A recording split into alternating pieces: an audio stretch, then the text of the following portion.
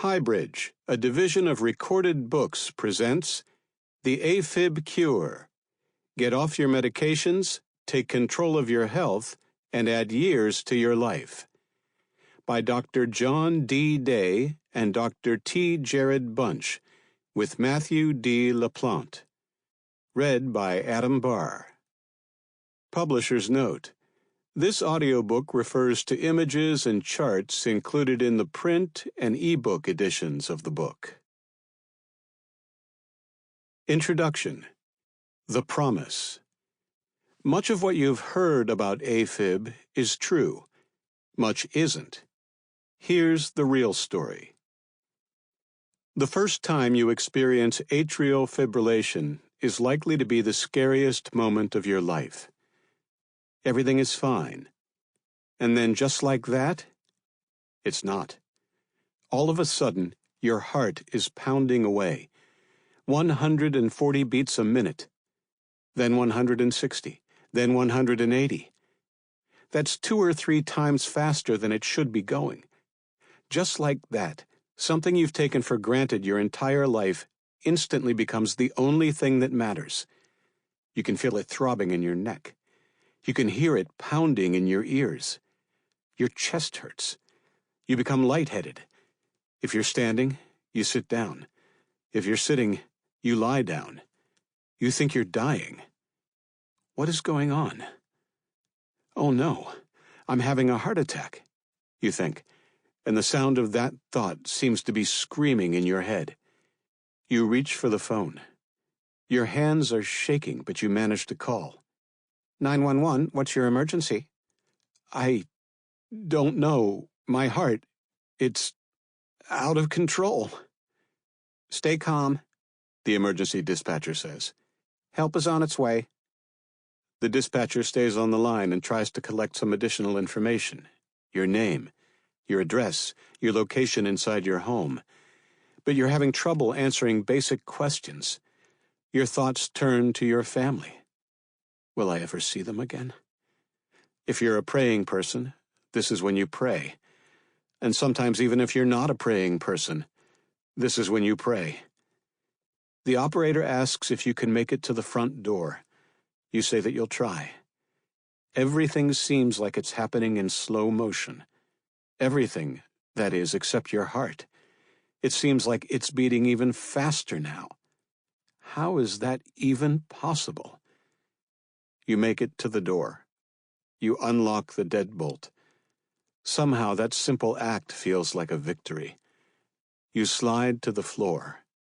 There's nothing to do now but wait. If you've had an experience like this or know someone who has, you're in good company. Atrial fibrillation, A-Fib, is a condition characterized by unpredictable episodes of chaotic electrical activity in the heart's upper chambers, causing rapid and irregular heartbeats that just get worse with time, if not treated. It is the world's most commonly diagnosed arrhythmia, a condition in which the heart beats abnormally. Former Presidents George H.W. Bush and Richard Nixon both had it. So have former Vice Presidents Joe Biden and Dick Cheney. So have singers Barry Manilow and Elton John. So have comedians Ellen DeGeneres and Howie Mandel. So have basketball Hall of Famers Larry Bird and Bill Bradley. The list goes on and on. 1 in 4 American adults will suffer from atrial fibrillation at some point in their lives. And some studies suggest that for some groups in the United States, the risk of developing A-Fib might be as high as 1 in 3. All told, more than 60 million adult Americans are likely to suffer at least one A-Fib episode in their lives. And that's just in the United States. The global population is also growing and aging, and the incidence of A-Fib appears to be increasing. Worldwide, 65 million people over the age of 35 have already been diagnosed with A-Fib. Many, many more simply haven't been diagnosed yet. These people do not suffer from this condition alone. Their partners suffer too. So do their parents, siblings, children, and friends. And because the average cost for treating atrial fibrillation hovers around $20,000, often much more, even people who are fortunate to not have had personal experience with A-Fib are indirectly impacted by higher insurance rates that support others in the pool, or higher taxes to support those who are uninsured, underinsured, or insured through government programs. That's not to mention the costs attributed to lost productivity. If you're listening to this book, though, chances are that you've had a direct experience like the one described previously, or know someone who has. This book is for you. A World of Change. What's covered in the rest of this book represents more than 20 years of our research and clinical experience in treating thousands of A-Fib patients around the world. Cardiologists who specialize in arrhythmias are called electrophysiologists, or EPs for short. John is an EP at St. Mark's Hospital, where he leads the cardiac and vascular services for the Mountain States Division Hospitals for HCA Healthcare, the largest healthcare provider in the United States. Jared is the chief EP at University of Utah Health, one of the nation's top academic healthcare systems. In other words, we lead the two biggest heart rhythm programs in our region for healthcare providers that, at least in a market sense, compete against each other. But we've come together to write this book because most A-Fib patients aren't offered a full picture of their medical options. Worse, they're often painted a picture that is very grim. But that's not the picture we paint for our patients, because it's simply not backed by the emerging research. We should know. Between the two of us, and often in collaboration, we have authored more than 100 peer-reviewed scientific articles, served as editors-in-chief of medical journals, and led our medical society in the heart rhythm field. We're also both practitioners. We have treated thousands of A-Fib patients over the years, during a time of immense changes in this field. One of the biggest changes is the type of patient who comes through our clinic's doors. Back in the 1990s, a newly minted EP, fresh out of residency, likely would have been very surprised to meet an A-Fib patient under the age of 50. Just a few decades later, though, the patient demographic landscape has changed. Now, doctors regularly see patients who are seeking treatment for A-Fib in their 40s, 30s, and sometimes even their 20s. That's in no small part because of our dreadfully poor diet and exercise habits, ever-increasing waistlines, lack of restorative sleep, and overstressed lives. A perfect storm for premature aging and A-Fib, as we'll come to see quite well in Chapter 1. Indeed, A-Fib may be a warning sign that you are aging too fast, and that you may be wearing out your heart long before its time. In fact, you may be wearing out everything, right down to your chromosomes. For example, our study of more than 3,500 patients demonstrated that people with A-Fib tend to have shorter telomeres, the deterioration protective caps at the end of each chromosome, which is a sign of premature aging. So if you have been diagnosed with A-Fib, it's not just your heart that is at risk. Your whole body may be aging faster. Another reason why we are seeing so many more young people with A-Fib is a positive one. We now have myriad consumer technologies that can detect A-Fib easier and earlier than ever before. Many smartwatches can now detect signs of potential A-Fib even before an arrhythmia episode occurs. As tech giants eagerly promote consumer wearables that can easily diagnose this condition without a doctor's help, what was once a rarely talked about heart condition is now a common topic in consumer technology spaces. These devices are a big part of the reason why more than 2 million Americans who are under age 65 are now diagnosed with atrial fibrillation each year. There is one more reason for the increase in people seeking information about atrial fibrillation, a reason exemplified by the experience of a 27-year-old patient named Gavrilo. His story begins during the holidays. For Christmas, my fiancé offered to pay for a pretty extensive DNA test for both of us, And I was excited for several reasons, both of which were related to the fact that I am adopted, the software engineer from San Francisco explained. First, I really wanted to better understand where my family came from. I'd always been told that part of my family came from Serbia, but I didn't know anything more than that. Second, because I don't know my birth parents, I can't ask them about my family health history. Does cancer run in our family? Does heart disease? I have no idea. So I wanted to know as much as I can to fill in all those blank spots. Gavrilo's DNA test showed he had inherited one copy of each of the two atrial fibrillation SNPs, pronounced SNPs, which stands for single nucleotide polymorphisms. This genetic abnormality upped his lifetime risk of A-Fib to nearly 1 in 2. Honestly, up until that point, I don't think I'd ever even heard of atrial fibrillation, he said. But the test sent me into research mode, and I was pretty surprised to learn how common it actually is. He was also surprised to learn how much it could impact his life if it wasn't addressed. Not only were his chances of getting A-Fib higher, but so was his risk of blood clots and strokes.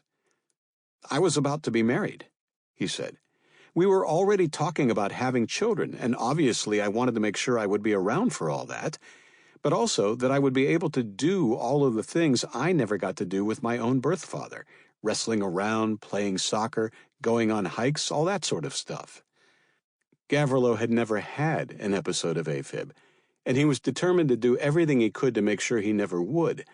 Thus his scramble for answers about what he could do to prevent this condition from ruining his life.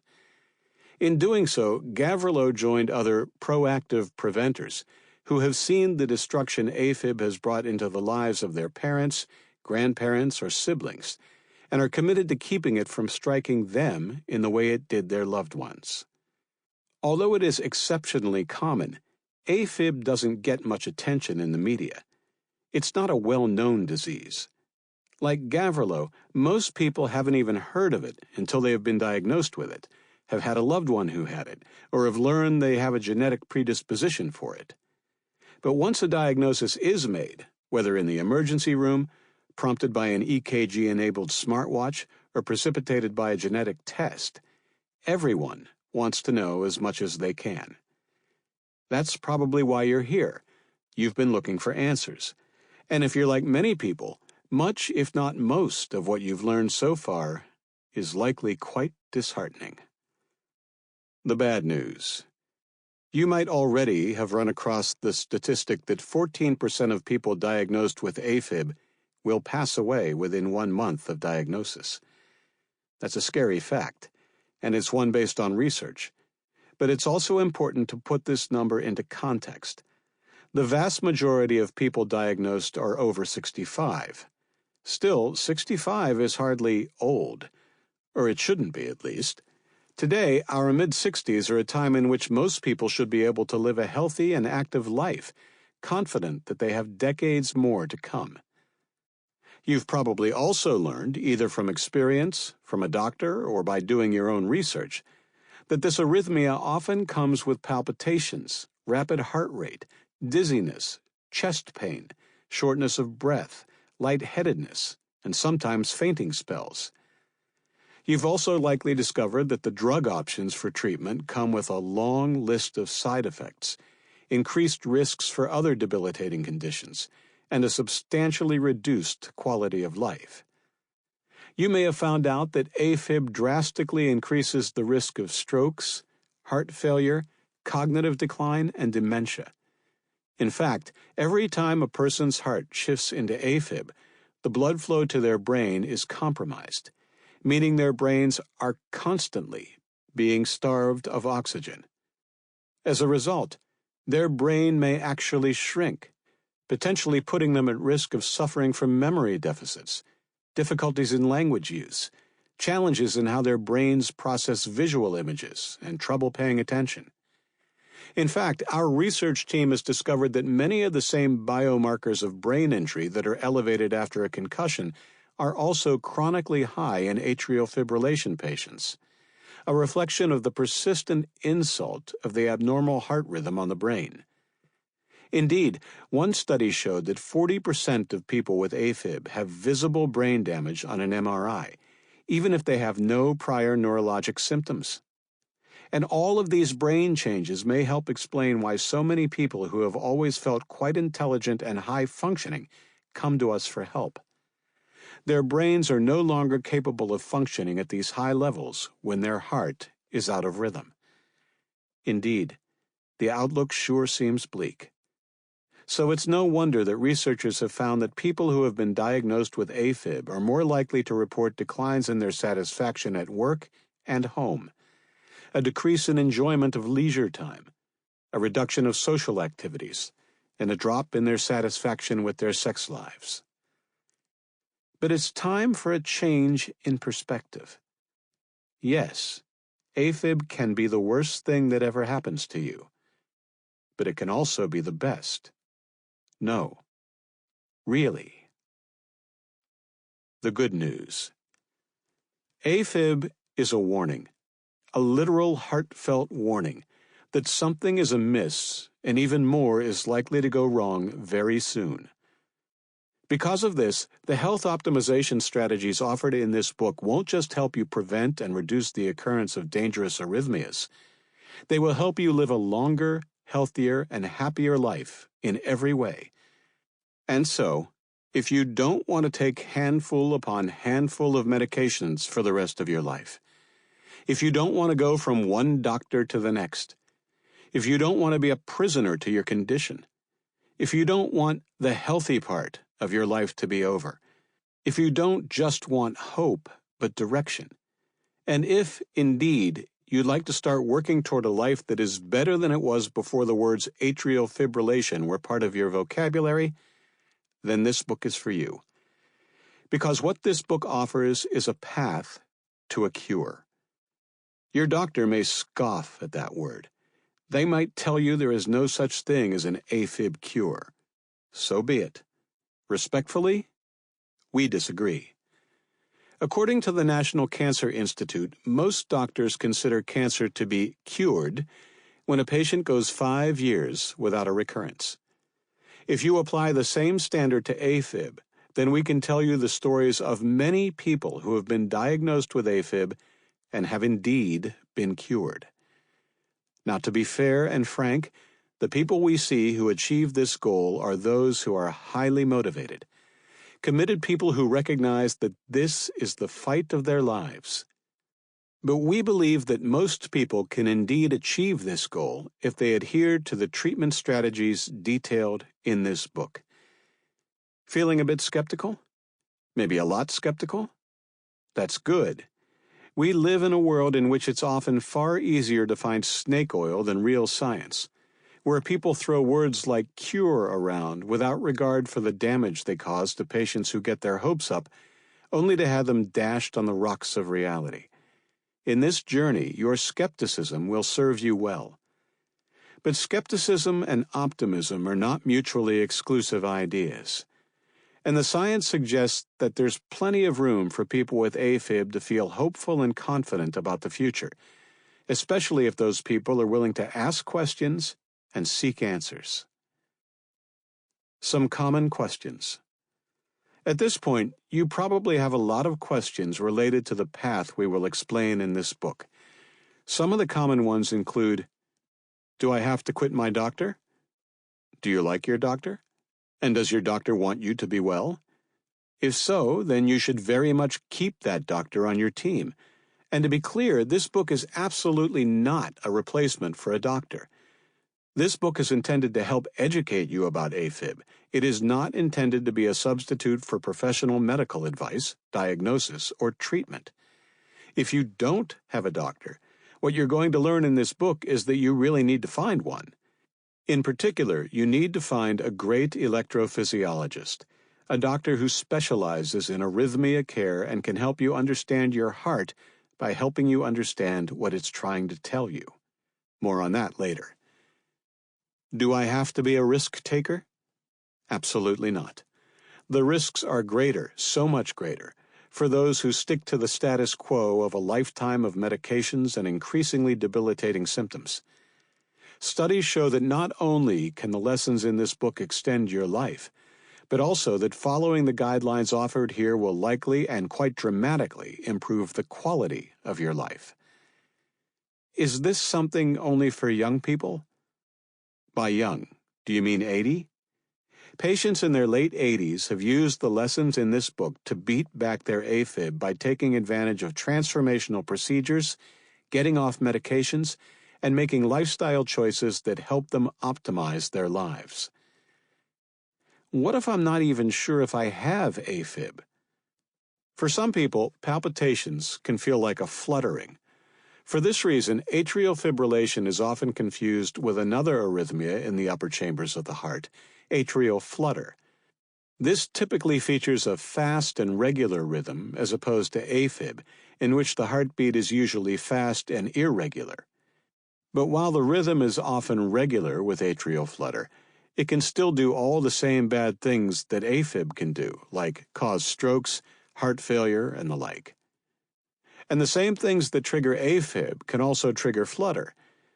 Likewise, the treatments for A-Fib also treat flutter.